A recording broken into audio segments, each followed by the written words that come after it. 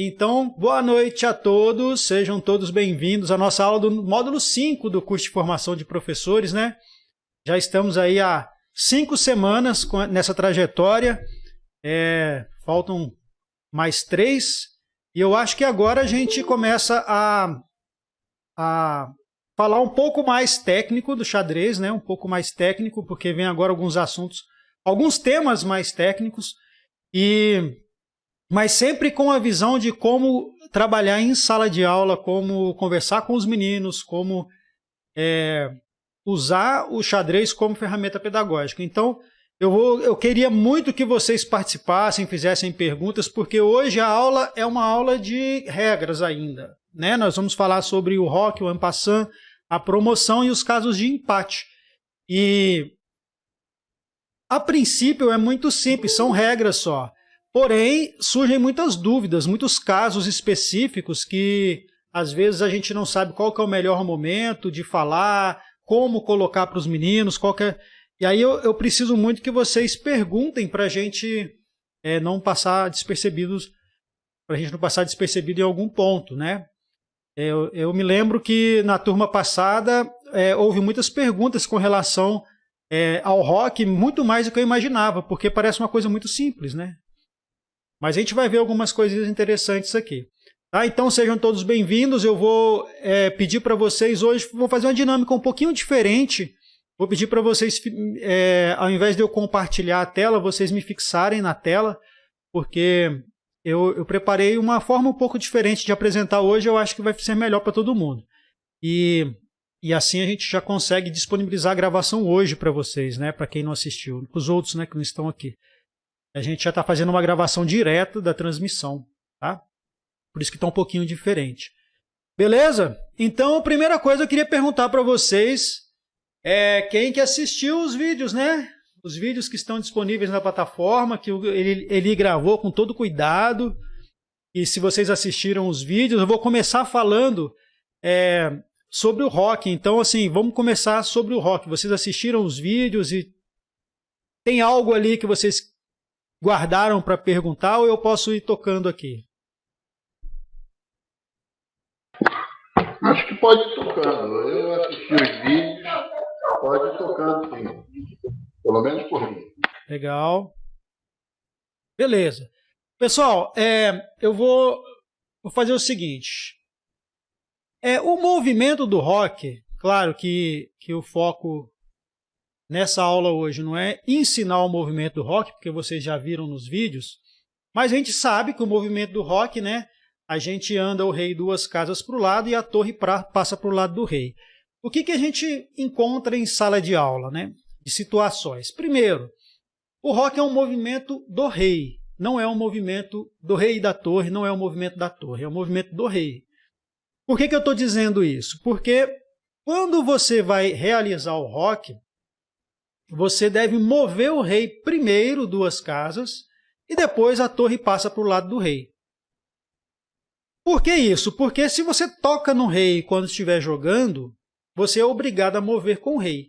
E se você mover 2 casas com o rei para o lado, você já sinalizou, você já indicou que está fazendo o rock. Porque não tem outra possibilidade de andar com o rei 2 casas. O rei não anda 2 casas, só anda uma casinha para cada lado. Então, se você pegou o seu rei e andou 2 casas, é porque você está fazendo o rock. Ao passo que se você tocar na torre, deixa eu mudar aqui, se você tocar na torre e andar 2 casas, você soltou a torre aqui, quando você for pegar no rei, você não pode mais jogar, porque você já jogou com a torre, porque a torre pode andar 2 casas. Então, o rock é o movimento do rei, você primeiro pega no rei, anda 2 casas e depois solta o rei, aí sim você pode passar a torre.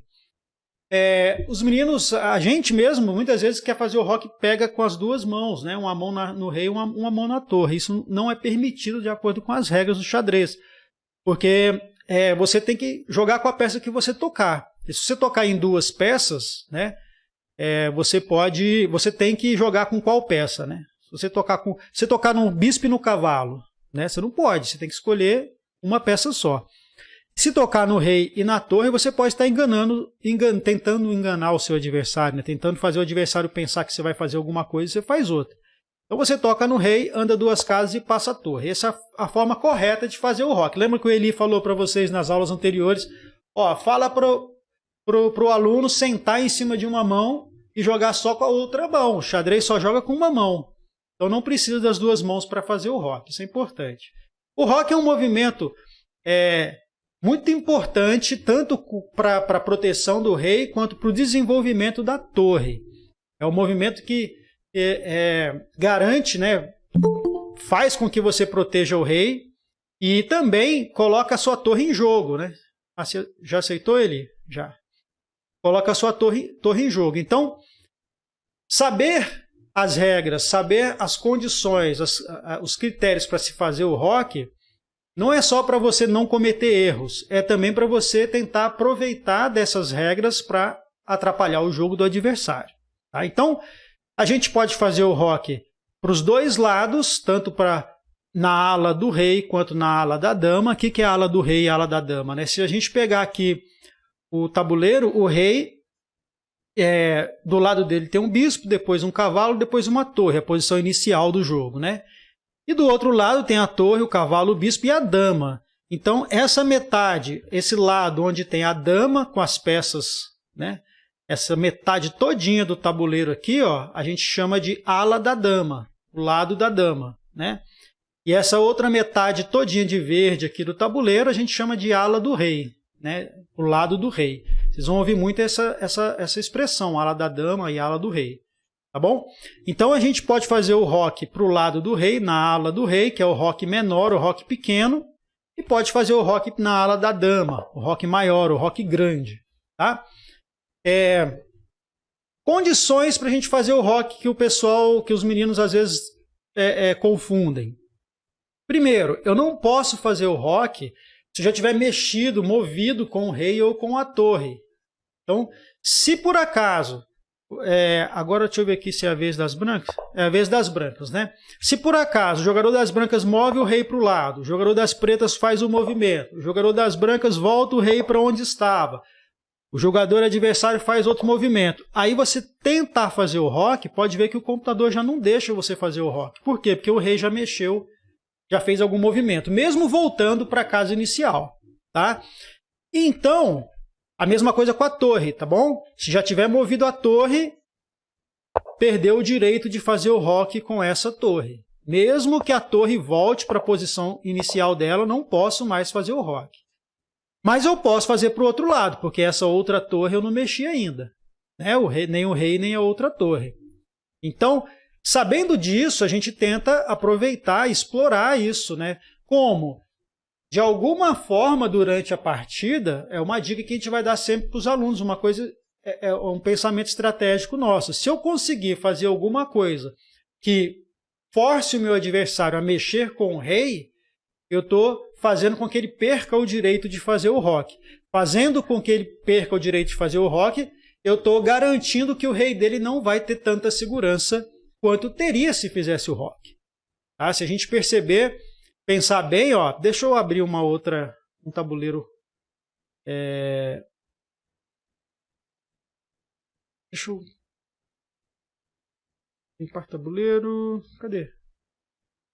Posição inicial. Por exemplo, na posição inicial, o rei está no centro do tabuleiro. Ele não está aqui no meio, né, nas casas centrais, mas ele está na coluna E do tabuleiro. Aqui na coluna E ele tem mais chance de ser atacado. Quando a gente faz o roque, a gente tem outras peças que podem defender o rei. Tá? Aí nós vamos ouvir os meninos falando assim, mas quando eu faço o roque o rei fica sem saída, o rei fica sem casas para se mexer, é mais perigoso fazer o roque. Não, é mais perigoso deixar ele lá no meio do tabuleiro. Quando você faz o roque, você tem mais peças para proteger o rei, e depois nós vamos entender melhor isso aí. Então, sabendo dessas regras, por exemplo, o rei não pode ter movido, a torre não pode ter movida para fazer o roque, tem outras condições. Uma dúvida muito comum que eles têm. Pode-se fazer o roque passando o rei por uma casa ameaçada? Não. Né? Se eu tentar fazer o roque, as brancas fizeram o roque. Eu vou tentar fazer o roque aqui, não consigo. Por quê? Porque o rei está passando por uma casa ameaçada por uma peça branca. Então, passar por uma casa ameaçada não pode. Então, se a gente pensar que, poxa, então as brancas foram espertas em jogar esse bispo aqui, impedindo o roque das pretas para esse lado. Sim, é uma coisa que você vai usar durante o jogo. Ah, vou colocar o bispo ali para impedir o roque das pretas. Tá? Com o tempo, a gente vai entender que o roque para a ala do rei, o roque menor, normalmente ele é mais seguro que o roque maior. A gente vê vários exemplos, a gente consegue entender que o roque maior é mais fácil atacar do que o roque menor. Tá? Porém, aqui o rei preto pode fazer o roque para o outro lado, porque para o outro lado ele não passa por nenhuma casa ameaçada. Então, o que eu estou querendo dizer para vocês? Só falar as regras, só mostrar assim, ó, não pode fazer o roque quando o rei não pode passar por uma casa ameaçada. Beleza, só falou a regra, o aluno vai esquecer daqui a pouquinho, vai jogar uma vez, 2 vezes, 3 vezes, aí com o tempo ele vai começar a lembrar disso. Mas mais do que isso, é despertar neles essa ideia de que, ó, já que não pode fazer o roque passando por uma casa ameaçada, né, tente ameaçar uma casa para o rei não poder fazer o roque, né, para impedir o roque do adversário. Outra regra, não pode fazer o roque, aqui neste caso, né, para o lado da dama, para a ala da dama, o roque maior, as pretas podem fazer normalmente. Né? Agora, não podemos fazer o roque, por exemplo, nesse outro caso aqui, quando o rei está em xeque. Eu não posso usar o roque para fugir de xeque. Então, por exemplo, se o cavalo branco captura o cavalo preto, xeque. Aí o rei fala, peraí, já que eu estou em xeque, eu vou fazer o roque para fugir do xeque. Não pode. Tá? Então, outra regra é que o rei não pode fazer o roque quando estiver em xeque. Então, não pode fazer o roque se estiver mexido no rei, com o rei ou com a torre que ele quer fazer o roque. Não pode fazer o roque se o rei for passar por uma casa ameaçada. Não pode fazer o roque se o rei estiver ameaçado, estiver em xeque. Tá? Então aqui, esse xeque obriga o rei a sair do roque se movendo, né? Ou a dama capturando o cavalo. Né? Qual que é o problema da dama capturar o cavalo? O bispo vai capturar a dama e nós vimos que a dama é muito mais forte, vale muito mais. Né? Então, para as pretas, seria terrível perder a dama capturando esse cavalo. Porém, as brancas conseguem, com esse lance, forçar as pretas a nunca mais fazerem o roque. E agora as brancas sabem que o rei preto vai ficar mais exposto. A torre preta vai ter dificuldade de entrar no jogo, porque o rei vai ficar atrapalhando. Então, são essas ideias que a gente tem que passar para eles quando a gente fala as regras do roque. Usar isso para poder conseguir vantagem no jogo. Tá? Outra dúvida que o pessoal tem, que os alunos têm, e muitos professores têm também, é o seguinte. Tá, e se eu jogar o cavalo aqui, no cantinho, H6, ameaçando essa casa G8, posso fazer o roque para cá? O roque pequeno? Né? Também não, porque o rei cairia numa casa ameaçada. O rei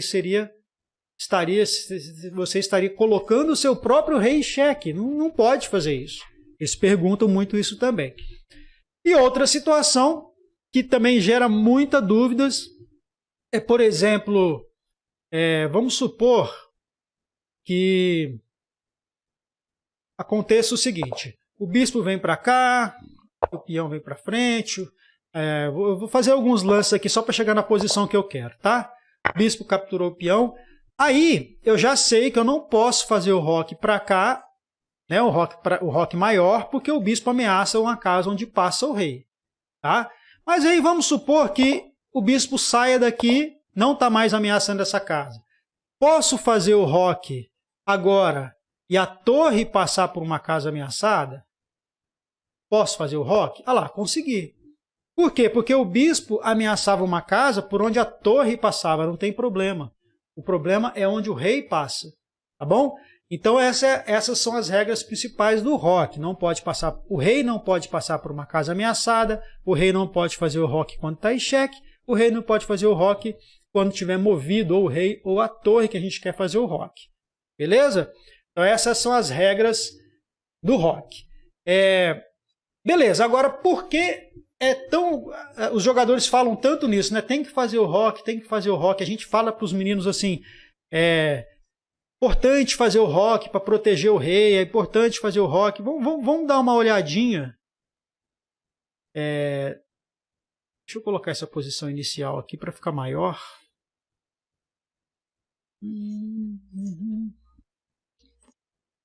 Posição inicial. Ué, por que ele não está salvando a posição inicial? Acho que ele está lá embaixo, espera aí. Não sei por que ele não salvou a posição inicial, mas eu tenho aqui. Posição inicial. O que a gente explica para os meninos? Ó, feito a aula de rock, começou uma regra, e a gente tem outras regras para ensinar, o empassão, a promoção e os empates. A gente costuma não fazer isso numa aula só. A gente usa cada tema desse em cada aula. Por quê? Para não ficar muita informação.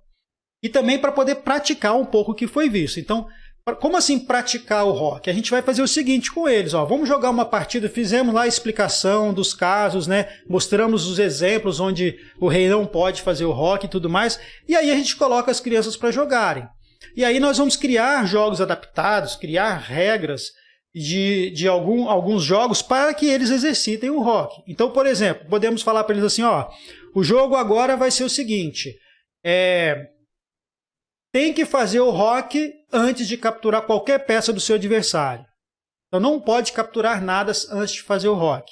Para forçá-los a ideia de desenvolver peças, porque quando a gente fala em fazer o rock, a gente está obrigando os meninos a desenvolverem essas peças da ala do rei, pelo menos, né? Então, tirar o bispo, tirou o cavalo, tirou o bispo, aí sim ele consegue fazer o rock. Então a gente já está fazendo com que eles habituem a desenvolverem as peças e protegerem o rei antes de saírem procurando trocas de peças. Tá? É uma ideia. Né? Outra ideia que eu gosto muito de fazer em sala de aula é eu reproduzir. Deixa eu ver. Eu reproduzir. Pronto, já aceitei. Alguns lances, por exemplo, eu vou lá e escrevo no quadro. As brancas vão jogar E4, as pretas vão jogar E5. Tá? As brancas vão jogar cavalo F3, as pretas vão jogar cavalo C6, as brancas vão jogar bispo C4 e as pretas vão jogar bispo C5. Tá? A partir daí vocês continuam o jogo. Eu gosto de fazer isso porque além de mostrar para eles algumas aberturas já conhecidas, uns lances bons para desenvolver peças, você... Opa, peraí só um pouquinho... Aliás, eu até falo mais um lance. Eu falo roque das brancas, cavalo desenvolve, brancas avança o peão e roque das pretas. Eu falo, agora vocês continuem a partida. Por quê? Porque eles vão acostumando com essa ideia de desenvolver peças e fazer o roque. E mais, quando eu escrevo no quadro os lances que tem que ser feitos, eu escrevo lá E4, E5. Né?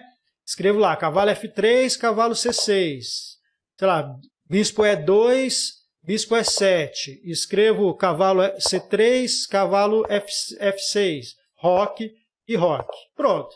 Aí eu estou fazendo com que eles acostumem a ler e identificar as casas. Então nós estamos trabalhando essa questão da visão espacial, das coordenadas cartesianas e também de identificar as casas do tabuleiro com mais facilidade. Tá? Então eu gosto muito desse tipo de exercício. Fiz muito já em sala de aula de eu ir lá e escrever os 5 primeiros lances para cada jogador, até o roque, para eles continuarem dali. Outras vezes, não, vamos fazer uma brincadeira que é o seguinte, tem que fazer o roque, as brancas têm que fazer o roque grande e as pretas têm que fazer o roque pequeno, antes de capturar qualquer peça. Porque o roque grande tem que fazer um lance a mais do que o roque pequeno, e as pretas começam, né? Então a gente dá uma igualada quando você faz isso, né? E o interessante é que quando...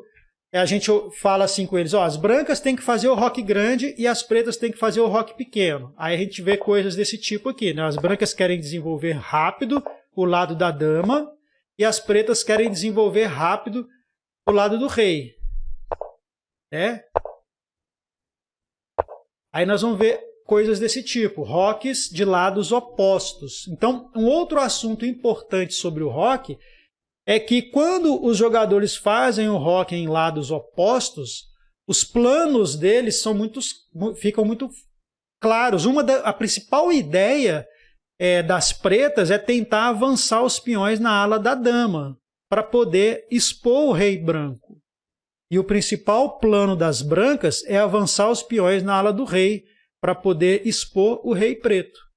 Então fica um jogo muito interessante, porque as pretas já começam a fazer movimentos e as brancas também, tentando fazer os peões chegarem lá do outro lado para poder trocar esses peões. O peão preto já está chegando aqui, atrapalhando o lado onde está o rei branco. Né? O cavalo tem que sair, aí o peão branco também já está chegando lá. Eu vou mexer aqui, né? E continua, e o peão branco já está chegando lá para mexer na estrutura dos peões pretos, né? Então a gente começa a fazer com que eles desenvolvam planos baseados em que lado que cada um rocou. Então, alguns exercícios, né? Só pode capturar, não pode capturar nada sem antes fazer o roque. Outro exercício, as brancas rocam grande, as pretas rocam pequeno. Outro exercício, passa lá os primeiros movimentos para eles, até o roque, para eles acostumarem a fazer isso. Então são exercícios, são jogos adaptados que exercitam a prática do roque, tá? E com o tempo a gente vai perceber que o roque realmente é muito importante não atrasar fazer o roque. Beleza, Bárbara? Leandro, tudo bem? Boa noite. Tudo bem, boa noite. Joia, boa noite a todos. Deixa eu perguntar uma coisa. Eu sempre... perguntar não, vou só falar como é que eu faço. Toda vez que eu vou jogar xadrez, eu sempre cerco com os peões. Então, toda vez eu vou fazendo cercando, aí é onde eu consigo pegar as peças. Eu falei, gente, eu tenho que mudar essa minha tática, né? Eu acho, né? Ou eu devo continuar, não sei, me dá uma ideia. Tá, vamos antecipar aqui umas coisinhas do módulo 7, se não me engano. Olha só, Bárbara, a principal ideia que você vai ter no jogo é o seguinte, você tem que desenvolver suas peças. Quando eu falo suas peças, eu estou falando assim, primeiro, desenvolva seus bispos e seus cavalos. Depois, proteja o rei, deixa o rei em segurança. Depois você vai conectar as torres, tirando a dama da casa inicial. O que eu estou querendo dizer com você? Você vai mexer peão? Vai. Por quê? Porque você precisa mexer peão para tirar os bispos. E porque conquistar o centro do tabuleiro é uma estratégia muito boa, porque do centro suas peças ficam muito ativas. Só que se você começar a mexer demais com os peões, por exemplo, vamos supor que as brancas desenvolveram um cavalo, ameaçando o peão, aí as pretas vão de peão defender. Aí as brancas desenvolvem um bispo, sei lá, vou jogar aqui mesmo. Aí as pretas falam assim, eu vou começar a cercar o bispo dele com o peão, vou jogar esse peão para frente para depois jogar esse. Beleza. Aí as brancas protegem o rei, as pretas jogam esse para atacar o bispo. Aí o bispo volta. Aí as brancas vão, vou avançar, as pretas, vou avançar o peão para atacar o bispo dele, para tentar pegar o bispo dele. Aí as brancas simplesmente arrumam uma casinha para o bispo esconder. Escondeu. Tá? Aí, o que adianta você começar a vir com os peões se o seu adversário, aqui agora os peões já estão ameaçando, né? Várias casas. Se o seu adversário agora vai começar a colocar peças atacando o seu campo. Esses peões, na verdade, com o tempo, eles vão virar fraquezas. Ninguém defende esse peão, só uma peça. Né? Olha o peão branco. Quem defende o peão branco é um outro peão. Quem defende esse peão é uma peça, mas ele está muito bem protegido aqui por enquanto. Né? Enfim, nós vamos entender que o desenvolvimento das peças, olha lá, o bispo, aí mexeu o peão de novo, o cavalo está saindo. Estou dando exemplo exagerado, né? Sei lá, mexeu o peão de novo. Não vou nem mexer esse peão aqui, eu vou botar minha torre aqui, porque se ele capturar, eu tenho agora uma torre podendo jogar. Eu tenho um cavalo que pode pular em várias casas, outro cavalo aqui, já pode pular atacando peões. Então, assim, as peças desenvolvidas valem muito mais do que esse avanço de peões, os peões cercarem. Tá? Claro, isso é com o tempo, mas quando você olha para uma partida e você vê que um jogador está com as suas peças na posição inicial, não desenvolveu as peças, você pode ter certeza. Nessa posição aqui, na mão de dois jogadores de mesmo nível, as brancas ganham com facilidade, mesmo não tendo nenhuma vantagem material. Eu duvido, é muito difícil dois jogadores de mesmo nível, você joga mais ou menos igual os dois, as pretas conseguirem recuperar esse atraso do desenvolvimento. No xadrez, a gente tem que fazer um desenvolvimento de peças rápido. um desenvolvimento de peças sem perder tempo. O que é o tempo no xadrez? É um lance. Um movimento que você faz é um tempo, né? O xadrez, o conceito de tempo está ligado ao movimento que você faz. Então, você tem que desenvolver rápido. Não quer dizer que você tem que jogar em alta velocidade. Quer dizer que você tem que tirar o bispo logo, tem que tirar o cavalo logo, que são as peças. Tá? Quando a gente fala peças, a gente está falando de cavalos, bispos, torres e dama. Quando a gente fala de peões, a gente fala peões mesmo. É comum no meio do xadrez a gente chamar de peças as outras peças e de peões os peões. Então, nesse caso aqui, eu acho que assim, as brancas vão conseguir muita coisa aqui. Né? Porque pois as pretas não conseguem Leandro, jogar. eu pego, eu dou início com os peões, só que aí eu dou abertura para a rainha, cercar lá os outros, aí eu pego e levo a rainha até quase o centro, né, do tabuleiro, igual você está fazendo aí. Mas eu sempre eu desenvolvo assim, o centro do tabuleiro, igual você fala. Porque eu já vi, né, que a gente põe os dois peões, depois move os cavalos para, tipo assim, ter um controle do centro. Isso. Aí depois eu jogo as peças, ataco as peças maiores. Aí a pessoa já fica sem. Eu tenho que fazer assim. A ideia, o básico, assim, a gente tem que vai ver um pouco mais sobre parte de estratégia, mais e meio jogo, né? Mas a ideia é a seguinte, Bárbara, a gente controlar o centro, atacar essas casas centrais, para quê? Para nossas peças terem mais mobilidade. Só que o desenvolvimento das peças, a gente começa com cavalos e bispos, atacando o centro, sempre que puder. Né? Por exemplo, o cavalo atacou o nosso cavalo, eu vou desenvolver o cavalo aqui. Acho que eu joguei antes da hora, né? Aqui, ó. O cavalo atacou o nosso peão, vamos defender com o cavalo, porque aí eu desenvolvo uma peça. Eu não vou ficar mexendo no peão, sendo que eu posso desenvolver um cavalo. Porque além de proteger o peão, meu cavalo também ataca outra casa do centro. Se eu avançar esse peão aqui, eu só vou defender o meu peão, né? Só vou defender o meu peão e ainda vou abrir uma diagonal aqui que uma hora meu adversário pode usar, atacar o meu rei. Então, desenvolvi cavalo. Agora, tem que tomar muito cuidado, né? Por quê? Porque quando você fala que sai com a dama, é perigoso. A dama é a peça mais forte que você tem. E aí, quando você sai com a dama, vamos supor que aqui, ó, ao invés de jogar o cavalo, eu resolvesse sair com a dama aqui, protegendo o centro, atacando o centro. Eu já estou expondo a minha dama. E por que é ruim expor a dama? Porque se seu adversário atacar a sua dama, você não vai querer trocar a dama no bispo dele. Você não vai querer trocar a dama num cavalo dele. O que você vai fazer com a sua dama? Você vai recuar, você vai tirar ela do ataque. E quando você tira do ataque, você perdeu um tempo. Você poderia ter desenvolvido uma peça e ao invés disso você voltou com a sua dama. Aí o seu adversário joga o cavalo. Aí, poxa, ele já está com 3 peças desenvolvidas. Porque você saiu com a dama e foi atacada pelo bispo. Então a dama, normalmente a gente não sai no começo do jogo. O que a gente faz com a dama? Assim como as torres. O que a gente faz com a dama? Ó, vamos desenvolver primeiro o cavalo. Né? Se meu adversário atacar meu cavalo, tudo bem, eu deixo. Se ele capturar meu cavalo, eu capturo o bispo dele. E o cavalo e o bispo são equivalentes, mas eu desenvolvi outra peça. Né? Olha lá, eu faço o roque para proteger o rei. Aí depois desenvolva a outra peça pequena, né, o bispo. E aí meu adversário joga. Aí eu termino o meu desenvolvimento tirando a dama da linha das torres, para as torres controlarem a última fila. E a dama está sempre aqui, ó, na linha dos peões para trás. Aí minha dama está segura. Ah, mas eu gosto de atacar com a dama. Se você atacar com a dama e encontrar e estiver jogando contra um jogador que tenha um pouco de conhecimento, de estratégia de xadrez, o que ele vai fazer? Ele vai achar ótimo quando você sai com a dama para atacá-lo. Porque uma hora ele vai começar a ameaçar sua dama vai começar a recuar e ele vai desenvolvendo peças. Né?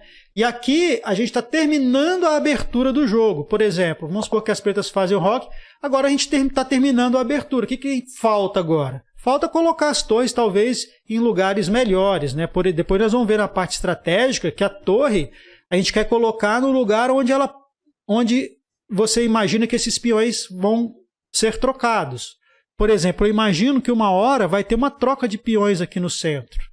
Eu quero jogar esse peão para frente uma hora. Então, o que eu penso? Vou colocar a torre já aqui, porque se eu trocar esse peão da frente, a torre vai ficar ativa, ela vai ficar numa coluna aberta.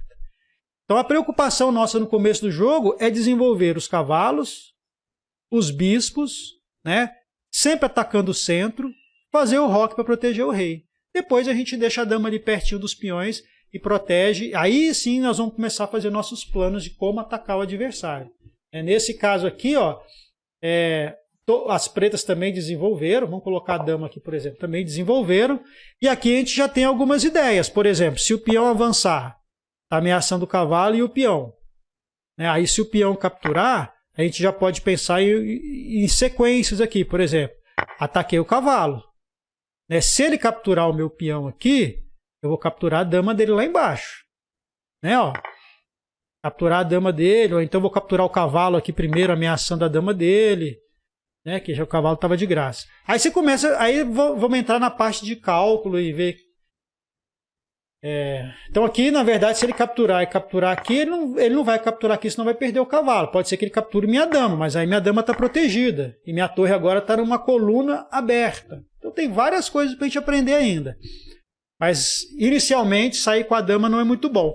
Isso é assunto de outra aula, tá? Mas o checkmate do pastor, que é um checkmate muito conhecido, que a gente sai com a dama no começo do jogo, atacando o peão, querendo dar o mate, é um checkmate que, na verdade, para as brancas não é bom, porque o jogador das pretas consegue defender esse mate, consegue defender o checkmate do pastor, aproveitando que a dama está desenvolvida muito cedo e começa a atacar a dama, e vai ganhando tempos.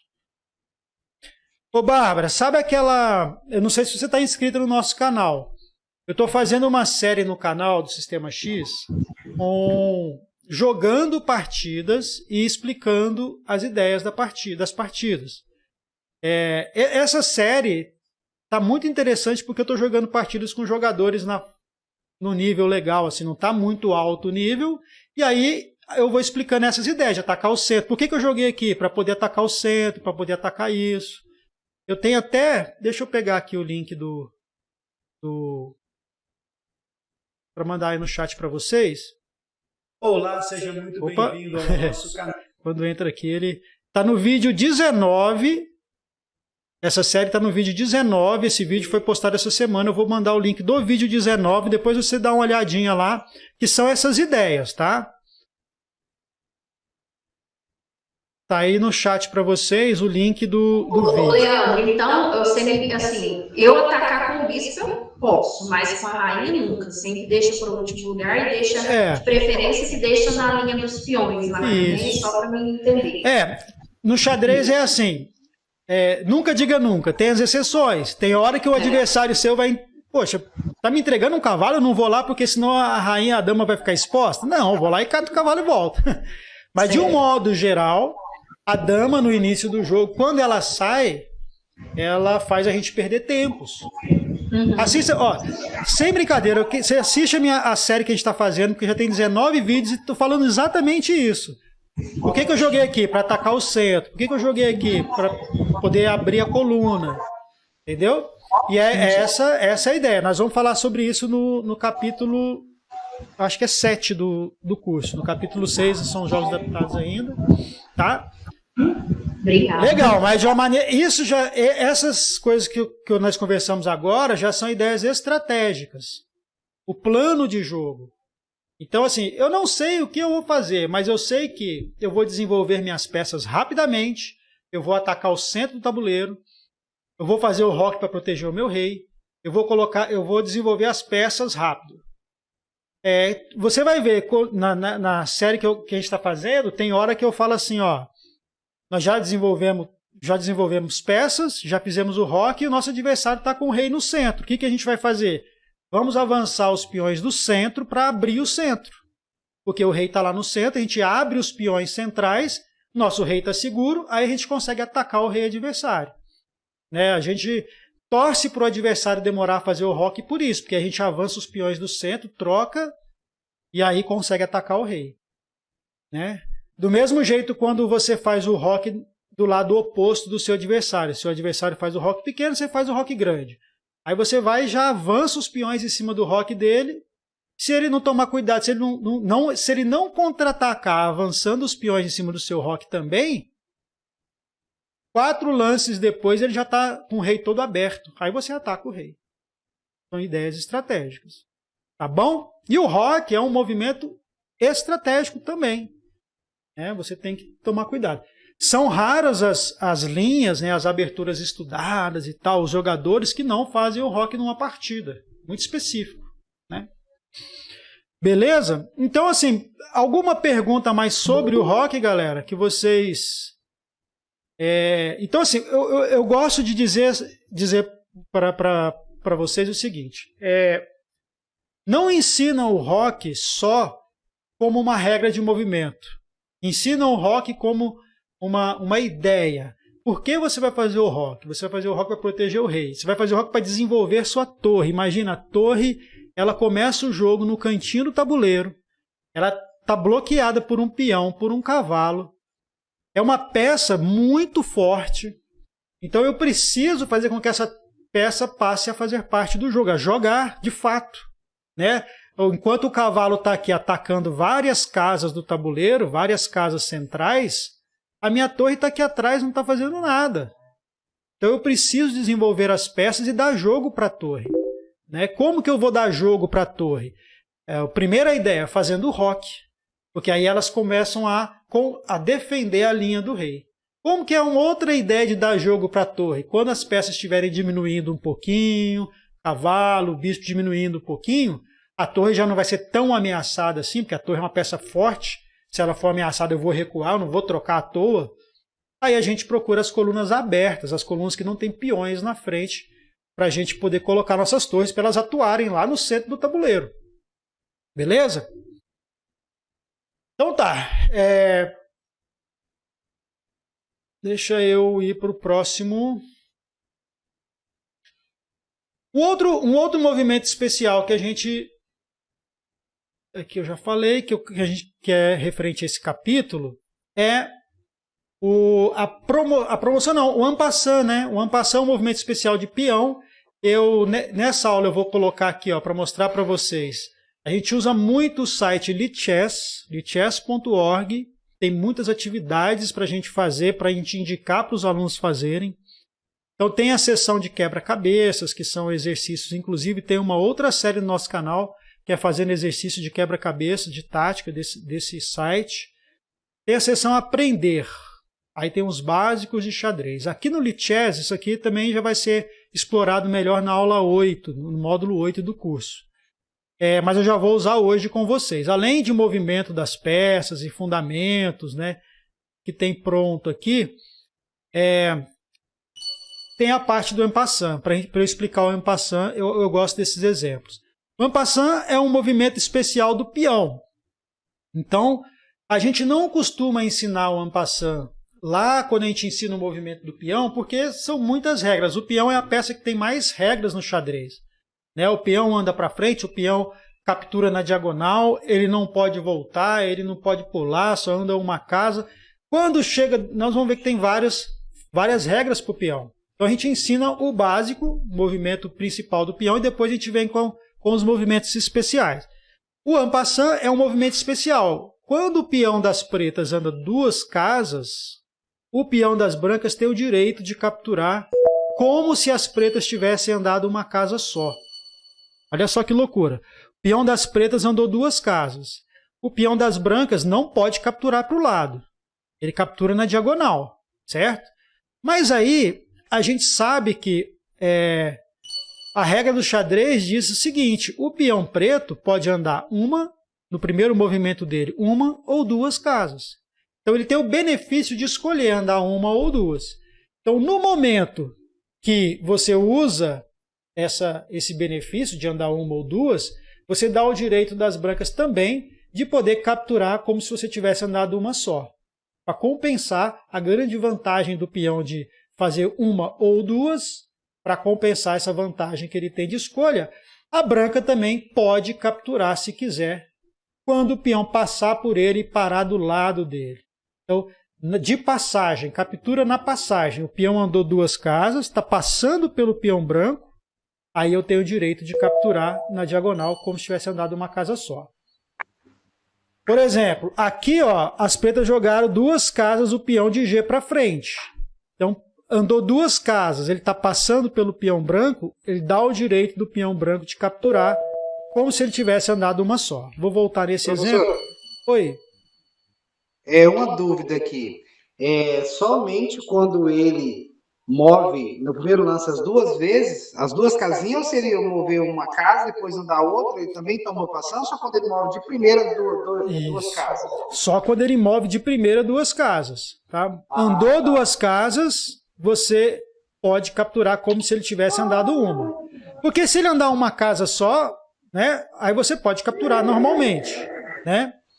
Se ele andar uma casa só, pode capturar normalmente. Se ele andar 2, ele está usando um superpoder que ele tem. Né? Que Aí você pode capturar. E outro detalhe, né? Olha aqui, nesse exemplo. Ele andou 2 casas, eu posso capturar. Este peão aqui, ó, ele não andou 2 casas agora. Quem andou 2 casas agora foi o de G. Então esse peão branco não pode mais capturar en passant. Porque ele só pode capturar en passant no movimento seguinte ao uso das 2 casas. Tá? Então, por exemplo, vamos lá. O peão preto andou 2 casas. O peão branco, esse peão branco de A6 não pode capturar. Por quê? Porque se ele andasse uma casa só, vamos lá, vamos pensar aqui. Se ele andasse uma casa só, ele não poderia capturar. O fato dele andar uma ou 2 não pode dar o direito dele capturar. Quem que tem o direito? Deixa eu só... Eu vou mutar, pessoal. Vou mutar o pessoal. Depois quem for falar, desmuta aí, beleza? Então, assim, se ele andar 2 casas, agora este peão branco de C, ele tem o direito de capturar en passant, porque se ele andasse uma só, ele teria o direito de capturar. Então, andou 2 casas, pode capturar.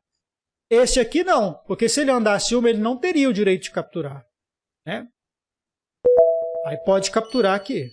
Tá? Então vamos lá. Andou 2 casas, pode tomar. Andou 2 casas, pode tomar. Se quiser, tá? Andou 2 casas, pode tomar. Andou 2 casas, esse aqui não pode. Ó, não vai. Esse aqui pode, porque se ele andasse uma só, ele poderia capturar. Ele captura. Então assim, o en passant é o... Vamos pensar no significado, né? O en passant quer dizer na passagem de passagem. Então, quando o peão está de passagem pelo outro, ele pode capturar se quiser. E somente naquele momento. Andou 2 casas. Vou lá pegar o meu editor aqui. Deixa eu colocar uma posição aqui fictícia. Botar o peão aqui. Botar o rei, senão ele não aceita o jogo.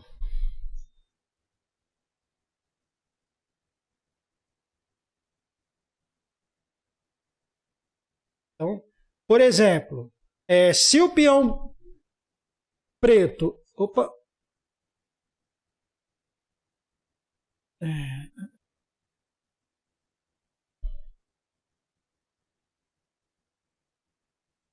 Toda hora eu crio o capítulo e não salvo. Ele não está aceitando mais. É por isso, gente. O Lichess é uma plataforma gratuita, tá? E nessa parte de estudos, de você montar a posição e estudar a posição, em cada estudo ele permite um número finito de capítulos, né? E eu já atingi nesse estudo aqui a quantidade máxima de capítulos, tá? Então eu vou aproveitar este momento, vou voltar em aprender, em estudar meus estudos. Aqui são os meus estudos, tá bom? Aí eu vou criar um novo estudo. Vou colocar aqui, ó, curso de formação de professores. Isso aqui vai fazer parte para vocês prepararem as coisas, né? Iniciar, depois a gente vai falar sobre essa configuração aqui. Aí eu crio um capítulo 1, tá? Então aqui eu quero mexer nessa posição, eu não quero falar com os alunos, mostrar para os alunos a posição inicial. Quero gravar um vídeo para os meus alunos assistirem em casa nesse período de aulas online, mas eu quero explicar para eles no en passant. Então eu venho aqui, editor de tabuleiro, e vou criar um tabuleiro, uma posição qualquer. Então eu vou limpar tudo, vou botar os peõezinhos lá onde eu queria. Peão preto eu vou colocar aqui. Eu tinha montado uma posição parecida com essa. Tem que colocar os reis, tá? Porque senão ele não aceita. Aí eu tenho que salvar isso aqui no meu estudo, né? Estudo é o curso de formação de professores. Então tá aqui a posição. Aí agora eu posso mexer com o botão direito, fazer setas. Vou falar isso tudo de novo no capítulo 8. Mas vamos lá. Andou, eu coloquei lá que era a vez das brancas. Tá? Lá na configuração eu posso escolher de quem que é a vez. As pretas jogaram o peão 2 casas para frente. Me dá o direito de capturar. Tá? Aí eu resolvo andar com o rei para frente. Aí meu adversário anda com o rei para frente. Agora eu não posso mais capturar. Só posso capturar naquele momento seguinte. Tá? Então, né? Então não posso mais capturar. Perdi a chance de capturar. Então quer dizer que sempre que o meu adversário andar 2 casas para frente eu vou capturar? Não. Você vai avaliar se isso é bom ou ruim. No xadrez, nenhum movimento... O único movimento que é obrigatório que você tem no xadrez é tirar o rei do cheque. De alguma forma. Ou mexendo, ou colocando alguém na frente, ou capturando quem ameaçou o rei. Mas de resto você tem que analisar a melhor opção. Né? Inclusive quando você leva cheque, você tem que analisar a melhor opção. Tá bom? Então, essa é a ideia do en passant. Só regra. Como é que a gente faz isso em sala de aula? É difícil treinar en passant porque é difícil ter situações dessa no jogo normal. Um jogador ter avançado os peões de maneira a chegar aqui na 5ª linha, né? Para quando o adversário andar 2 casas, ele capturar en passant. Então é difícil acontecer isso num jogo normal. Tá? Então o que a gente faz? Pede para eles alertarem. Ensinou o en passant, vamos lá fazer algumas atividades de en passant, mostrar como é que faz. E aí, vamos pedir para eles alertarem. Pessoal, vamos fazer o seguinte, vocês, quando estiverem jogando, toda vez que tiver a oportunidade de fazer o en passant, ou de fazer o en passant, vocês me avisem, me chamem que a gente vai ver e tal, mostrar para os colegas, enfim. É um movimento que aparece menos no jogo. Tá? Até os jogadores de xadrez, vocês vão fazer muito isso quando estiverem jogando uma partida com alguém, aí tem a oportunidade de fazer um en passant, aí vai ficar feliz, vou fazer um en passant para poder capturar. Mesmo sendo um pior lance da posição, você fica com vontade de fazer. Só porque você sabe fazer, sabe que existe. Tá? Então esse é um movimento especial. Outra pergunta do en passant aí, gente? Mais alguém? Então, beleza. Então, resumindo, só se o peão andar 2 casas que o outro pode capturar, tá? Como se ele tivesse andado uma só. O outro movimento especial também está relacionado ao peão. É o movimento muito que os meninos, que as crianças adoram, né? Deixa eu voltar naquele meu estudo que eu estava antes, que é a promoção do peão, né? A promoção do peão, quando você pergunta na sala de aula, quem sabe o que é a promoção do peão? Uma vez eu perguntei na sala de aula no 3º ano, quem sabe o que é a promoção do peão? Aí a menina falou assim, quando tá vendendo peão baratinho lá no... Falou mesmo, eu fiquei, não é promoção de peão, é promoção no sentido de elevar, ser promovido, né? A promoção do peão é o evento, o jogo de xadrez, ele tem muita coisa em volta da promoção do peão. Por quê? Porque quando a gente vai jogando, vai capturando peças, trocando peças, vão sobrando poucas peças e no final sobra um peãozinho lá que ele pode ser promovido. O que significa isso? Chegou do outro lado do tabuleiro, né, o peão está andando para frente, chegou do outro lado do tabuleiro, ele pode se transformar numa peça melhor. Ele pode escolher uma dama, um cavalo, uma torre, ou um bispo. Tá? Por que isso? Né? A justificativa é muito lógica. Né? As regras do xadrez todas têm sentido. Né? Pelo menos para mim. Quando você chega com o peão do outro lado, esse peão não tem mais para onde ir, porque ele só anda para frente. Não pode nem capturar para trás, não pode andar para o lado. Então é uma peça que ficaria morta ali no final do tabuleiro se não acontecesse nada com ela. Né? Então, quando ela chega do outro lado do tabuleiro, para ela continuar participando do jogo, ela tem que ser uma peça que possa voltar. Aí você vai escolher qual peça você quer. Ou a dama, ou o cavalo, ou a torre, ou o bispo. Tá? Claro que eles vão perguntar, não posso promover para um rei? Fala, não pode, é a regra, senão ficariam 2 reis no jogo. Né? Aí vão falar assim, ô tio, o que acontece se eu promover e pegar outro peão? Vão falar isso também. Então você não adiantou, não promoveu. Então tem que pegar uma dessas 4 peças. Tomem cuidado, porque os sites onde a gente joga na internet, você pode configurar para quando você chegar com o peão do outro lado, ele se transformar numa dama automaticamente. E isso pode não ser bom. Tá? Apesar da dama ser a peça mais forte do jogo, às vezes quando você promove para uma dama, você está fazendo um lance ruim. Você promover para um cavalo pode ser melhor, promover para uma torre pode ser melhor. Tá? Parece estranho agora, né? Fala, não, mas a dama é a peça mais forte, eu vou sempre promover para uma dama. Né? Aqui, no caso, promoveu dando cheque, agora é a vez das pretas, e aí captura. Eles vão ter dúvidas demais, né? Quando chega do outro lado, o que faz? Tira o peão e põe a dama onde? Põe aqui onde o peão começou? Né? Eles têm muita dúvida, só ficar com essa tensão, né? Aonde o peão chegar é aonde vai entrar a peça no lugar dele, tá bom? Outra coisa que eles confundem um pouco é assim, como que é o ritual, né? Você avança o peão, chega do outro lado, você tira o peão, pega outra peça, coloca no lugar. Isso é complicado quando está jogando xadrez rápido, jogando xadrez em competições, porque se você avançar o peão, né, se você fizer alguma coisa errada, por exemplo, você pega a dama, ou então você avança o peão e não pega nenhuma peça e aciona o relógio, porque você está com pressa. Aí o árbitro vai te dar uma punição, porque se você avançou o peão, você tem que colocar outra peça no lugar antes de acionar o relógio. Então tem detalhes de regras, de rituais, né, o ritual da promoção, tem que tomar cuidado. O ritual correto é avançar o peão, tirar o peão, colocar a peça no lugar, depois acionar o relógio. Esse é o ritual correto. Mas por que às vezes a pessoa pode não pegar uma dama? Né? De repente eu vou promover o peão e aí eu não quero pegar uma dama. Imagina só, se esse peãozinho aqui, ó,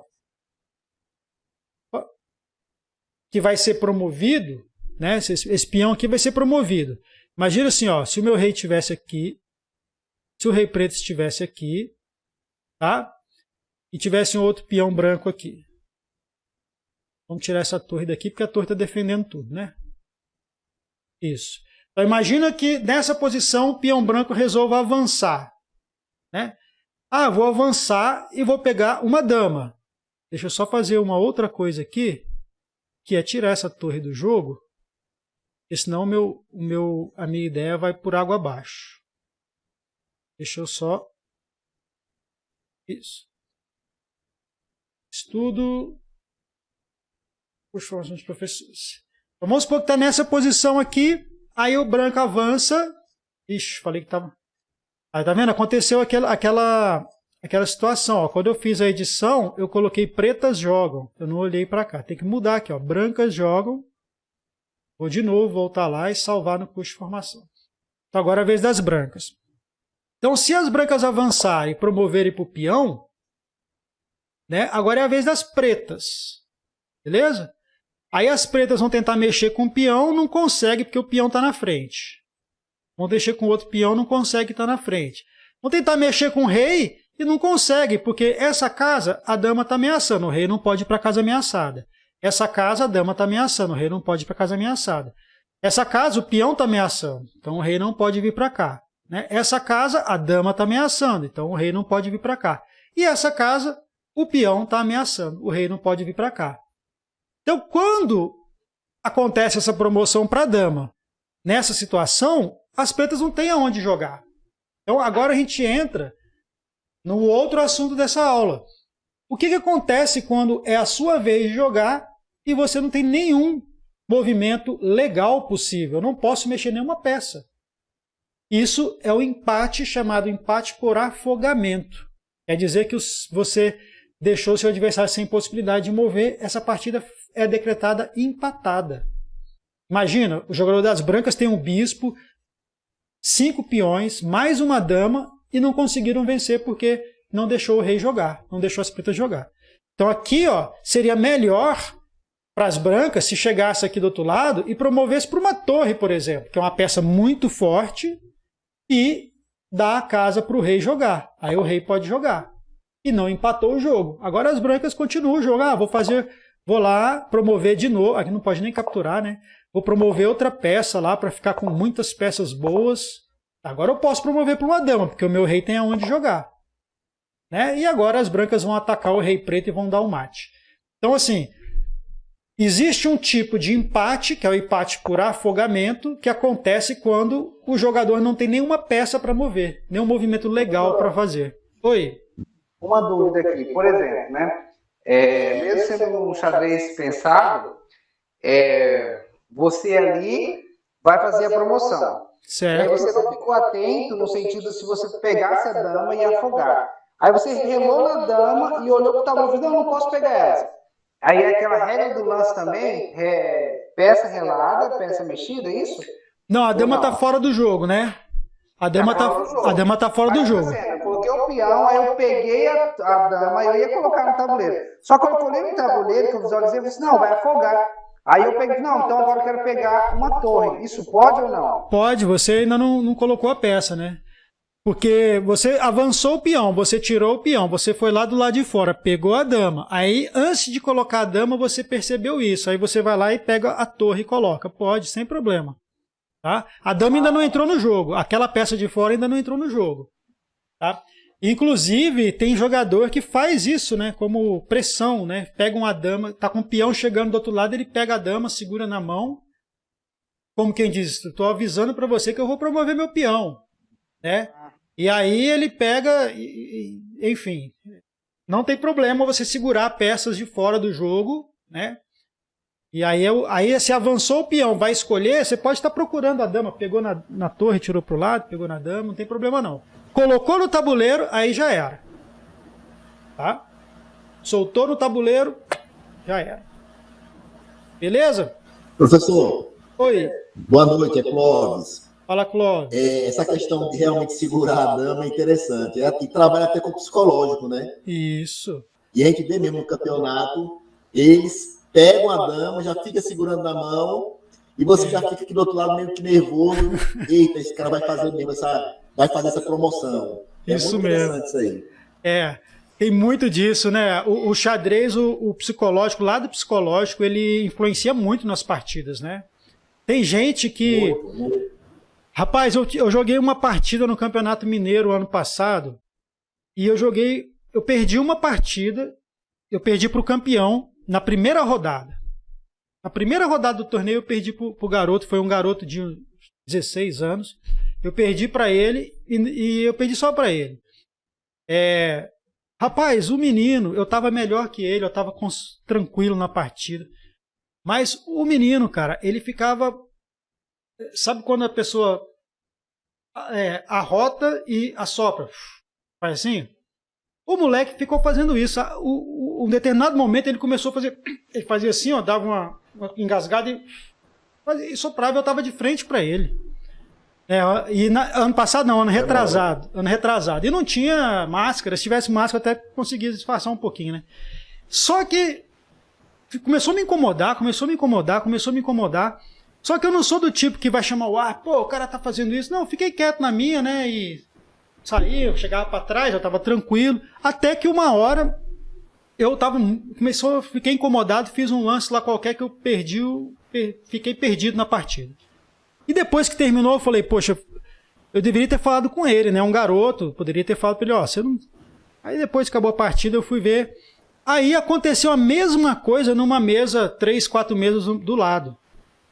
O cara levantou e deu um tapa no outro, cara. Meteu um tapa mesmo. Caramba! Meteu um tapa no outro. A ponto de, assim, parou, né? Todo mundo parou assustado, o árbitro veio. Automaticamente o jogador foi excluído do torneio. Ele foi lá pedir desculpa. O cara viajou, cara. O cara veio, eu acho que é de Sergipe. Tem um sergipano aqui, né? O flamenguista, né? Acho que ele é de Sergipe. Ele veio de lá para jogar o torneio em Minas. Eu não sou flamenguista não, mas sou sergipano. É sergipano? Aí eu falei, cara, por quê? Por que o cara fez isso? O outro tava fazendo algum barulho com a boca, alguma coisa que ele tava fazendo o jogo inteiro. E o cara foi ficando nervoso, a ponto de perder a paciência e agredir o cara. Um senhor do Rio de Janeiro, o cara não estava fazendo nada de propósito. Mas assim, o xadrez mexe muito com o psicológico. Lógico que não é normal em torneios de xadrez ter esse tipo de coisa. Isso é um caso raríssimo, assim, eu fiquei muito surpreso. Mas mexe muito com o psicológico, né? É meio que um jogo muito difícil, né? Porque parece que tem uma disputa assim de ego, né? De inteligência, né? Acho que tem um pouco disso, né? Se você não tiver de boa, se você não estiver enxergando de forma como esporte, não, tudo bem. Se eu perdi, eu vou ver o que eu errei, o cara me explica. Você vai ficando nervoso. É igual o tênis, né? Já viu?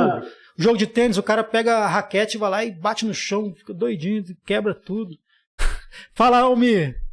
Olha, uma dúvida que eu tenho aqui, você está falando sobre torneio. Nesse caso, se você perceber que o adversário está fazendo de propósito para te desconcentrar, você pode chamar o árbitro e relatar o ocorrido, ou não tem nenhuma regra sobre isso? Sim. Você tem o direito de chamar o árbitro e relatar, você deve fazer isso, porque aí o árbitro vai chamar a atenção da pessoa, falar, você não pode ficar fazendo isso, está incomodando o seu adversário.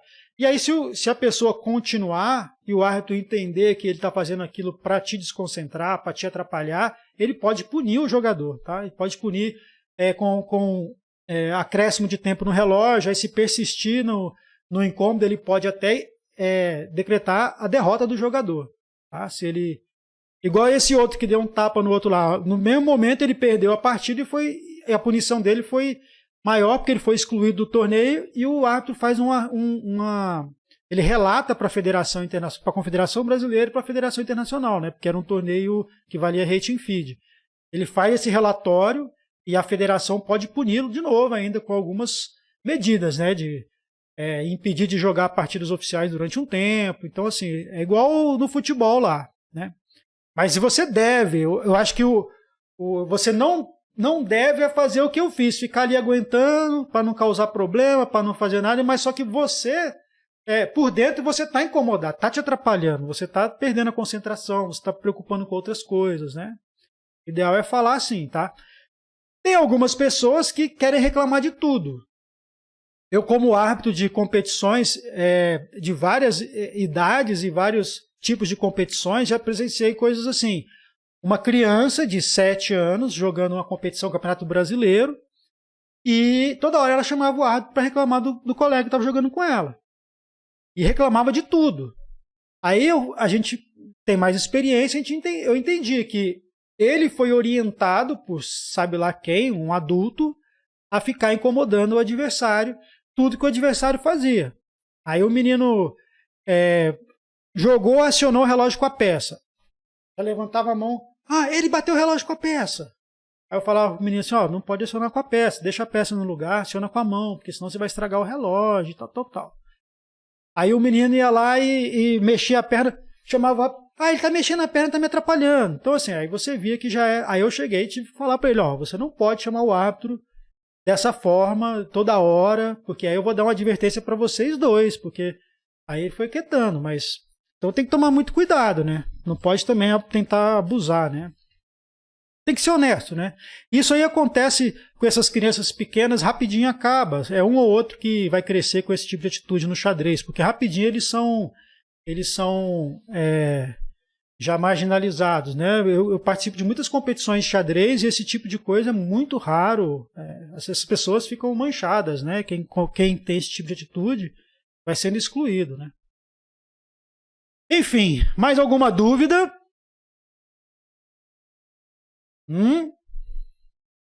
Vamos lá, vamos voltar aqui então. Eu falei eu vou mostrar para vocês aqui a plataforma. Lá na aula 4, nos casos de empate, não vou colocar o vídeo para tocar não.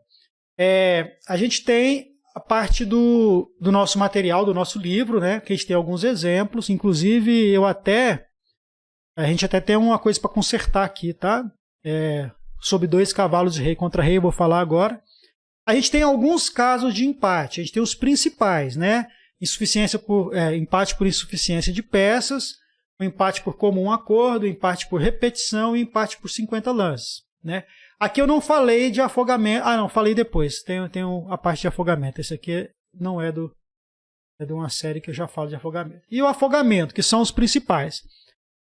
O empate por afogamento, então, concluindo aqui, então esse material vocês podem usar, e a ideia de treinamento, de como treinar, explicar os casos de empate, como treinar isso com eles, a gente criou alguns exercícios para ele identificar se foi empate ou não, se foi por afogamento, se foi por insuficiência de peças. Então, isso aqui é a forma de treinar os empates, porque não dá para a gente jogar e falar assim, vocês vão jogar agora e vão empatar, tá bom? Aí não tem como, para a gente treinar empate, não. A gente tem vários exemplos para ele identificar qual o tipo de empate que aconteceu. Aí vocês podem ter essas ideias na hora de criar as posições para os alunos. Tá? Vou falar um pouquinho agora do empate por insuficiência de peças, que acontece bastante. Tá? Eu não julgo como o mais importante, é tão importante quanto o afogamento. Mas o empate por insuficiência de peças acontece bastante. O que significa isso? Né? A gente sabe que para acabar o jogo tem que dar checkmate. Né? Para vencer o jogo de xadrez você tem que dar checkmate. Mas eu estou jogando na internet, eu nem preciso dar checkmate, o cara desiste. O cara desiste porque ele sabe que ele não tem chance de te dar checkmate, que você vai dar checkmate nele e ele desiste. Então é uma forma de você encerrar a partida. Ainda bem que não tem isso em outros esportes, né? O time está perdendo de 6-1 na Copa do Mundo, desiste. Eu não quero mais jogar, não. Desiste, não tem isso, né? Mas no xadrez tem. O jogador reconhece, o jogador calcula, vê que o outro vai fazer esse lance, depois esse, eu estou com uma desvantagem muito grande, o meu adversário é muito bom, então eu desisto, eu abandono, parabéns, você venceu. Isso é possível no xadrez. Mas o empate por insuficiência de peças é quando não é possível dar mate, sobram poucas peças, por exemplo, um bispo e um rei e um rei do adversário. Então o rei preto sozinho não consegue dar mate, porque a gente sabe que para dar checkmate a gente precisa ameaçar o rei adversário. Então um rei não pode ameaçar outro rei, o rei não pode andar aqui e ameaçar outro rei. Né? Então um rei sozinho nunca vai dar mate em ninguém. Um rei com um bispo, só o rei e o bispo, sem mais nenhuma peça no tabuleiro, é impossível dar checkmate. Impossível. Não tem como você ameaçar o rei preto com o bispo e o rei preto ficar sem opção de fuga. Não tem uma posição imaginável para isso. Tá? Mas e se o rei preto... Opa! Eu não tô... não. Eu fiz isso na aula gravada do ano passado e fiz de novo aqui. Eu nem consigo mexer as peças porque o computador já não deixa, está empatado, acabou, empatou a partida. Tá? Então se o rei preto vier andando lá para o cantinho do tabuleiro, eu não consigo ameaçar com o bispo preto e o rei branco cercar o rei preto? Não, é impossível. Tá? Deixa eu ir lá no editor, que a gente faz tudo no editor. Né? Por exemplo, se o rei preto estiver no cantinho do tabuleiro, ele pode fugir para essas 3 casas. Mas se o bispo estiver ameaçando aqui, ele só vai poder fugir para uma dessas 2. Então, se o rei estiver aqui impedindo que ele fuja, ele vai ter sempre outra casa para fugir. Então é impossível, não tem como. Então, situações como essa acontecem quando você tem só um bispo e o rei para dar o mate, e acontece quando você tem só um cavalo e um rei para dar o mate também. Porque se você conseguir colocar o cavalo ameaçando o rei, ele sempre vai ter uma casa para fugir que o outro rei não consegue impedir, não consegue cercar. Tá? Então, um rei com o cavalo ou um rei com o bispo, ele não consegue dar mate. Não preciso dizer também que um rei sozinho com outro rei é empate por insuficiência de peças. Tá? Quando a gente tem agora 2 cavalos, aí é um problema, porque é possível dar o checkmate com os 2 cavalos, porém, você só consegue dar o checkmate com os 2 cavalos se o rei preto contribuir para você, se ele não tentar fugir direito. Né? Por exemplo, se eu andar com o cavalo para cá, nossa, o rei vem para o cantinho aqui, né? Aí eu consigo ameaçar o rei com o cavalo e coloco o outro cavalo impedindo a fuga do rei. Então, neste caso aqui, o rei preto está ameaçado pelo cavalo e ele não consegue fugir para nenhum lugar. É uma posição hipotética. Né? Isso aqui não vai acontecer na prática, é muito difícil. Né? Por quê? Porque para esse rei chegar aqui para o cantinho, para levar esse checkmate, Nós teríamos que ter uma posição parecida com isso aqui, ó, por exemplo. Ó. Uma posição tipo assim, ó, né? Que aí o cavalo branco sai daqui, pula para cá, dá cheque. Aí o rei preto, ao invés de fugir para F8, ele vai de propósito para o cantinho. Aí o outro cavalo branco vai lá e dá o mate nele. Então, mas se o rei preto tivesse fugido para cá, seria impossível dar o mate. Vai ficar tentando atacar e não vai conseguir. Então, a gente diz que 2 cavalos e o rei conseguem dar mate, mas não conseguem de maneira forçada. Não conseguem obrigar o rei preto a ir para uma posição que ele leva mate. O rei preto consegue sempre fugir se ele souber jogar, escolher os melhores lances. Tá? Então, quando o árbitro chega numa situação dessa, ele não decreta o empate, ele espera. Pode jogar, vai jogando aí. Porque vai que as pretas não sabem jogar bem e vai colocar o rei lá e tomar mate. Tá? Então, aqui não é empate por insuficiência de peças. Possível dar mate com 2 cavalos, porém, a gente sabe que não é forçado. Agora, se a gente tiver situações, por exemplo, já com 2 bispos... Cadê aqui? Acho que eu não coloquei aqui... Eu acho que eu já mostrei para vocês, né, os 2 bispos dando mate, né? 2 bispos e rei contra rei conseguem dar mate, né? Um bispo e um cavalo e o rei contra o rei conseguem dar mate forçado, consegue obrigar o rei a ir para o canto e chegar lá e dar o mate. Então, só quando sobrar bispo sozinho, ou cavalo sozinho, ou só os 2 reis, que a gente vai decretar o empate por insuficiência de peças, tá bom? Aqui eu tinha até um exemplo aqui de afogamento, né?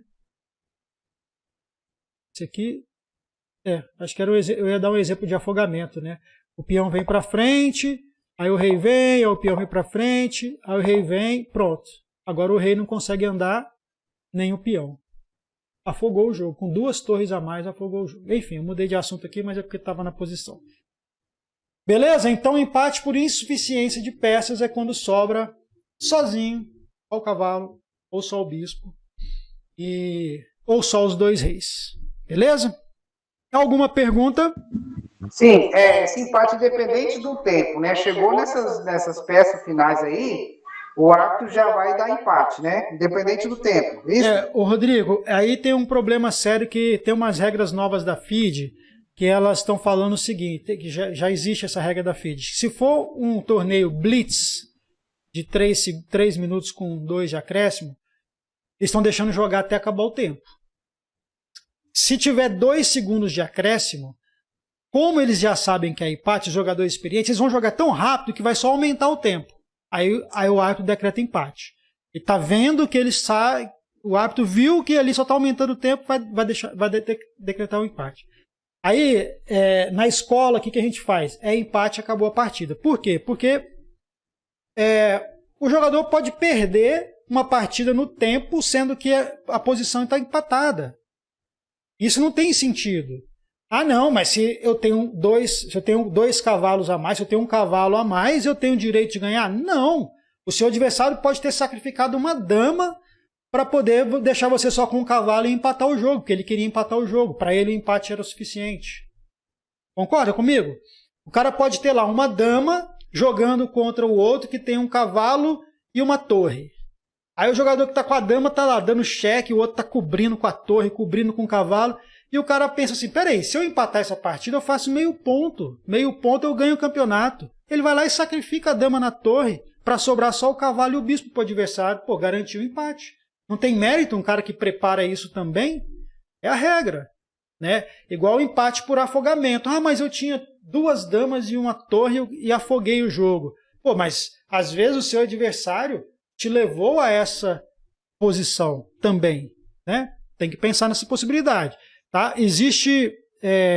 Tem um empate que aconteceu numa partida da Isabela no Rio de Janeiro, quando ela tinha uns 9 anos de idade, que foi um empate fantástico, que ela achou esse empate assim, de forma tão incrível, e ela falou que descobriu na hora da partida que ela tinha esse empate, que é mais bonito do que se o cara tivesse vencido. Né? O adversário dela estava com um peãozinho aqui, para promover. Ela tinha um peão aqui. E aí, enfim, ela tinha a Isabela tinha peça a menos, mais ou menos isso, eu não sei exatamente a posição, tá? Mais ou menos isso. E aí ela sacrificou. Peraí. Ela sacrificou alguma peça aqui e ficou assim, com uma torre e o rei e um peão contra uma torre, um bispo e um peão. E aí ela pegou e... Opa, peraí. Não foi assim não. Deixa eu voltar aqui. Peraí, só um pouquinho, porque eu botei na posição errada.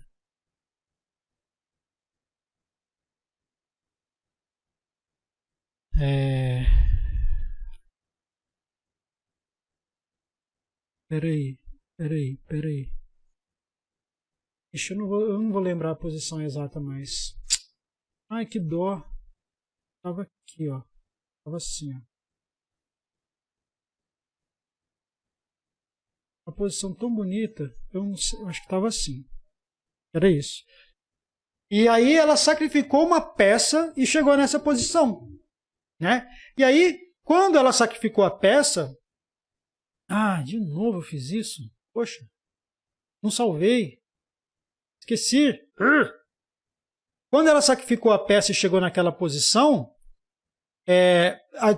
quem estava assistindo o jogo achou assim, acabou, né? Perdeu, a Isabela perdeu, normal, ela era uma menina de 10 anos jogando contra um jogador já experiente e tal. E aí, de repente, estava cheio de gente em volta da mesa, assistindo a mesa, e o pessoal encabulado de ver a situação. Eu vou colocar na posição de novo para mostrar para vocês. Quer ver?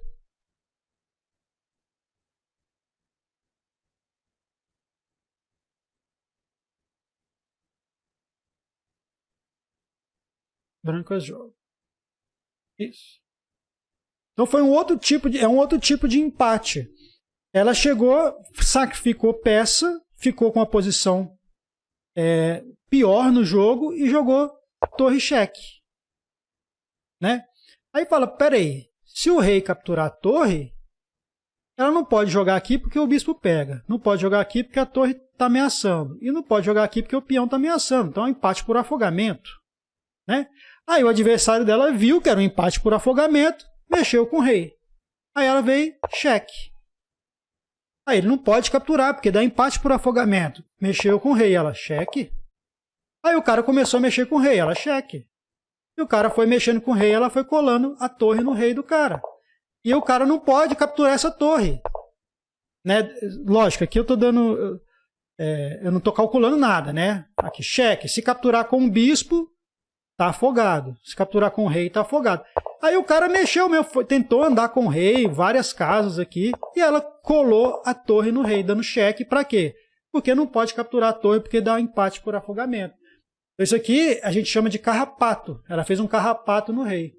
E aí, depois de uma certa quantidade de lances, né, se você tiver 50 lances no tabuleiro, sem movimento de peão ou nenhuma captura, é empate. E aqui, quando o adversário viu que não tem como sair do carrapato, ele aceitou e deu um empate. Combinaram um empate. Tá?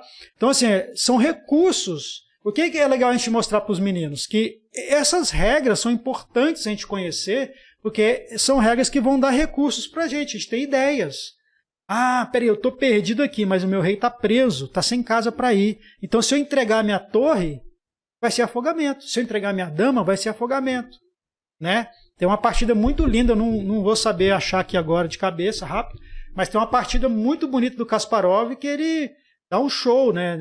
Ele faz uns 3 lances seguidos em que ele obriga o adversário dele a fazer algumas capturas e, por fim, ele afoga o jogo. Ele se afoga. Ele obriga o adversário a afogá-lo. Ele estava perdendo a partida e de um jeito que o adversário não tinha outra coisa a fazer.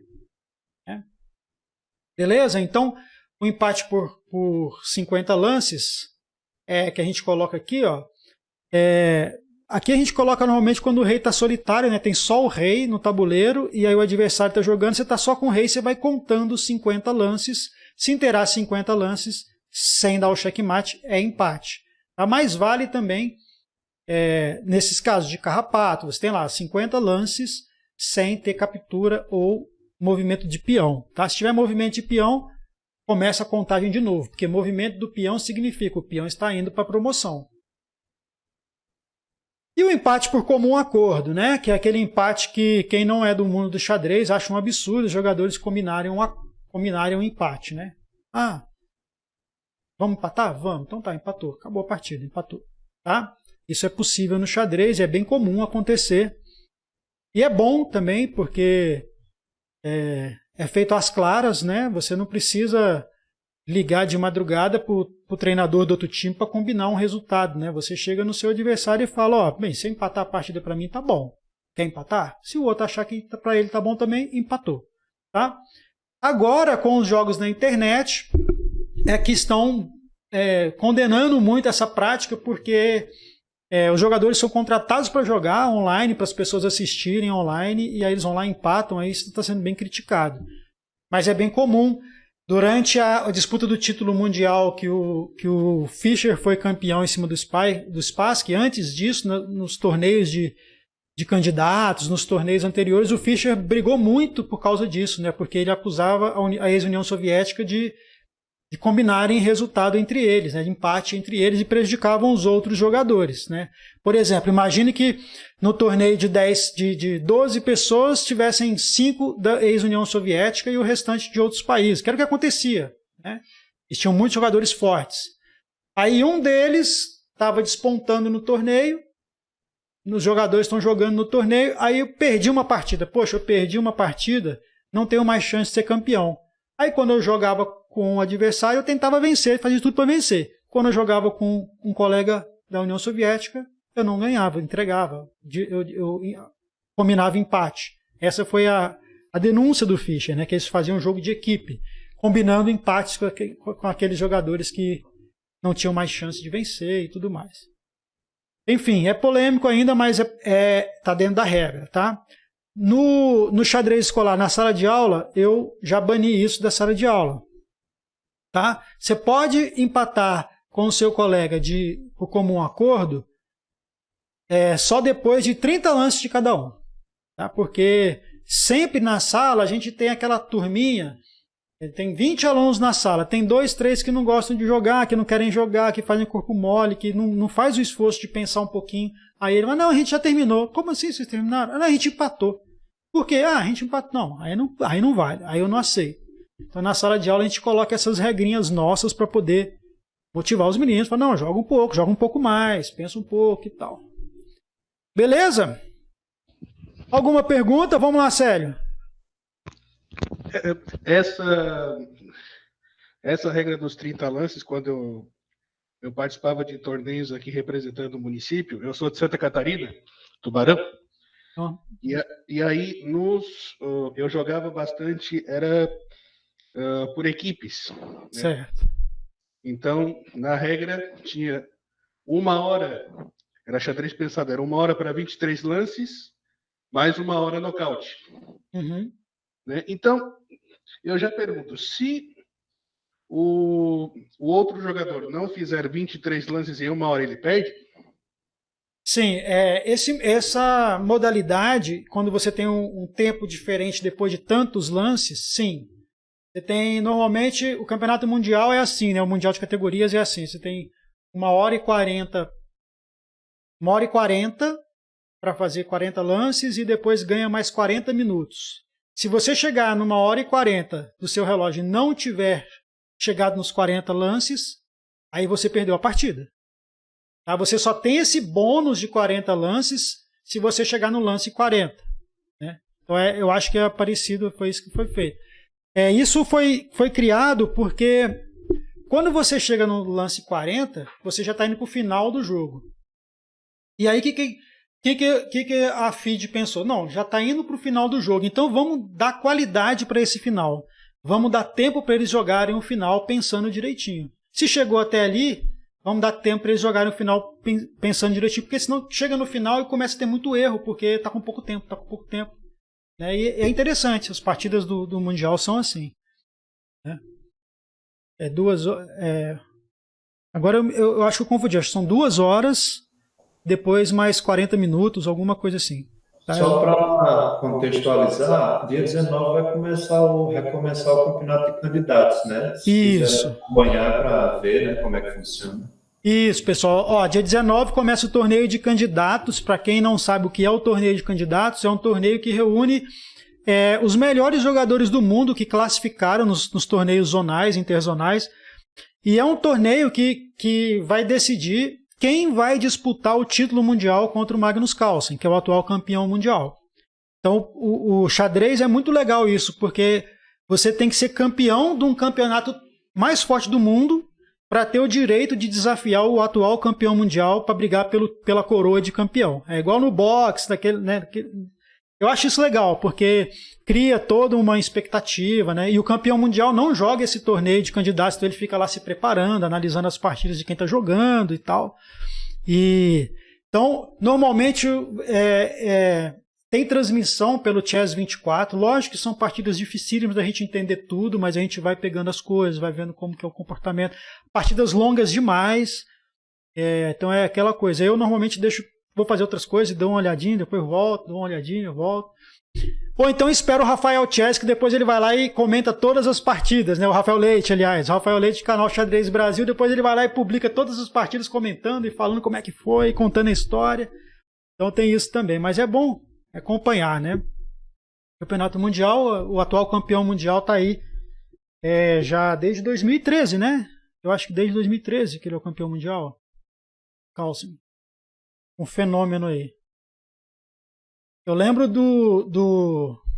tem um vídeo dele jogando com o Kasparov, no torneio que ele vence o Karpov e empata com o Kasparov, que ele é um molequinho, ele levanta da mesa, sai, vai andar pelo salão, 13, 12 anos de idade, jogando com os grandes feras lá, né? São talentos que surgem. Pessoal, alguma pergunta? Mais alguma pergunta? Gostei.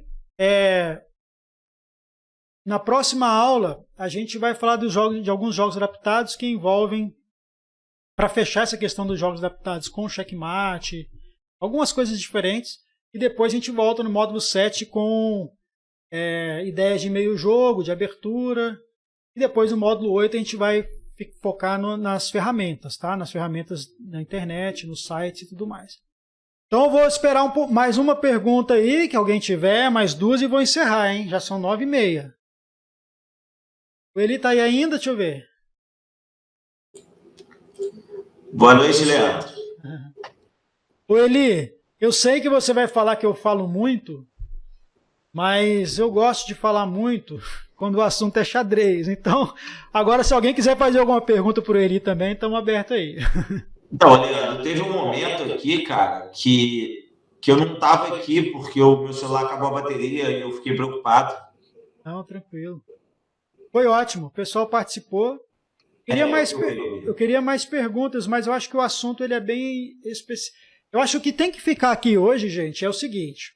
As regras dessas 4 movimentos especiais, simplesmente informar a regra, né, tem em qualquer livro escrito. O que a gente tem que fazer é despertar para como usar essa regra. Né? Por que tentar evitar... já que o rock não pode ser feito quando tem uma casa ameaçada, vamos tentar ameaçar uma casa para o colega não fazer o rock. Já que o afogamento dá empate e eu estou perdido, vamos tentar provocar isso. Então, a gente usar essas regras para que eles não entendam, não enxerguem só como uma coisa para decorar. Eu tenho que decorar que o peão pode capturar assim agora. Leandro. Oi, Camila. Não tem o empate de tripla repetição? Tipo, tem. Ótima pergunta. Tem um empate por tripla repetição. É um empate também que só vale no xadrez pensado, tá? Só vale no xadrez pensado com bastante tempo, né? Acima de 40 minutos, acho que já é o pensado hoje em dia. Mas olha só, o que é o empate por tripla repetição? Foi bom eu ter falado, porque eu não falei, né? Veja bem, vou voltar aqui nessa posição. Essa posição, se a gente tirar foto dessa posição, e aí você voltar em algum momento na mesma posição, você teve uma repetição. Aí se você voltar em algum momento na mesma posição, você teve a terceira repetição. Então, tripla repetição não é fazer assim, ó, jogo, você joga, eu jogo, você joga, eu jogo, repetir o mesmo movimento. Não, não é isso. É você ter 3 vezes a mesma imagem do tabuleiro. Então, se você está jogando no xadrez pensado, e aconteceu essa posição uma vez, aí, vamos supor que você mexeu para... Olha só, a preta mexeu para cá. Vamos supor que as brancas vieram para cá, a preta veio para cá, a branca voltou para cá e a preta voltou para cá. Opa, de novo a mesma posição. Vamos supor que agora a branca mexeu para cá, a preta mexeu com a torre, não mexeu com o bispo. Aí a branca mexeu com a torre, o preto mexeu com o bispo, aí ele voltou a torre para... Opa, agora voltou a torre para cá, voltou a torre para cá, voltou a torre para cá e voltou o bispo para cá. Opa, aconteceu de novo a terceira vez, a mesma posição. Então, se você identificar ter 3 repetições de posição no tabuleiro, você pode reivindicar o empate por tripla repetição. Tá? Por que tem que ser um xadrez pensado? Porque você tem que estar anotando a partida. Só vale empate por tripla repetição se estiver anotando a partida. Aí, os árbitros vão lá, vão pegar a anotação da partida, vão refazer todos os movimentos da partida. Quando chegar nessa posição, eles vão anotar. Opa, apareceu uma vez. Continua fazendo a partida. Opa, apareceu de novo. Opa, apareceu de novo. 3 vezes é empate por tripla repetição. Tem que acusar no momento que aconteceu. Tem todo um ritual. O que acontece com as crianças na escola? Por exemplo, vamos supor que aconteça isso aqui, ó. Vamos supor que tem essa posição. Aí as brancas dão cheque, o rei sai. Dá cheque, o rei sai. Dá cheque, o rei sai. Aí a gente já dá empate por repetição. Porque a gente está assistindo, eles estão fazendo isso, aí ficou chato o jogo. Ah, vamos empatar porque a gente está fazendo a mesma coisa e ninguém vai ganhar. Aí empata. Tá? E aí acontece na prática porque o árbitro está vendo. Quando o árbitro está assistindo o torneio rápido e acontece essa situação, aí ele conta 5 repetições, ele decreta um empate. Tá? Mas o empate por 3 repetições é um pouco mais complexo de a gente acusar e verificar. Tá, Camila? Mas na sala de aula vamos ficar de olho nesse tipo de repetição, ficar indo e voltando, porque pode acontecer, acontece bastante. E aí a gente decreta um empate. Tá bom? Eu respondi sua pergunta? Sim, obrigada. Esse empate por tripla repetição é difícil, a gente tem que ficar muito atento, porque mesmo tendo outros movimentos intermediários, se chegar naquela posição, caracteriza como uma nova posição. Tá? E o jogador que quer empatar, ele está ligado nisso. O jogador que não está nem percebendo, pô, estou ganhando, eu vou dar mate, eu vou atacar, ele não está ligado nisso. Aí o jogador que quer empatar provoca essa situação. Tá? É difícil de ver. Beleza? Mais alguém? Só mais uma pergunta. Vamos lá. Dá à vontade. O empate por 50 lances geralmente acontece quando só tem o rei em fuga. Só ele fugir por 50 lances consecutivos, daí... Isso. Aí o jogador que está com o rei, a gente fala para ele contar em voz alta. Tá? São 50 lances com o rei, né? Só o rei sozinho, né? Aí você fala, ó, agora você começa a contar seus lances em voz alta para o seu adversário ouvir. Você mexe o rei 1, mexe o novo 2, mexe o novo 3. Por que para o adversário ouvir? Não é para pressionar o adversário, não. É porque a conta tem que bater. E quando ele chegar a 3, aí depois ele vai falar assim, 7 ao adversário. Não, peraí, você estava no 3. Por que você pulou para o 7? Né? Porque senão o cara vai chamar e vai falar assim, eu andei 50 lances. Porque se não estiver anotando a partida. Né? Se estiver anotando a partida, tudo bem. Tem a súmula para poder verificar. Né? Tá bom? Ok. Legal. Pessoal, então vou me despedir de vocês. Vou disponibilizar hoje ainda lá o módulo 6 para vocês e a gravação dessa aula deve entrar logo em seguida, porque hoje nós fizemos um modelo diferente. Já já ela está disponível para vocês. Tá bom? Vou me despedir então. Um grande abraço. Boa semana para vocês. Bons estudos aí, tá? Obrigado. Uma boa noite. Boa noite. Valeu. Boa noite. Boa noite. Boa noite. Boa noite.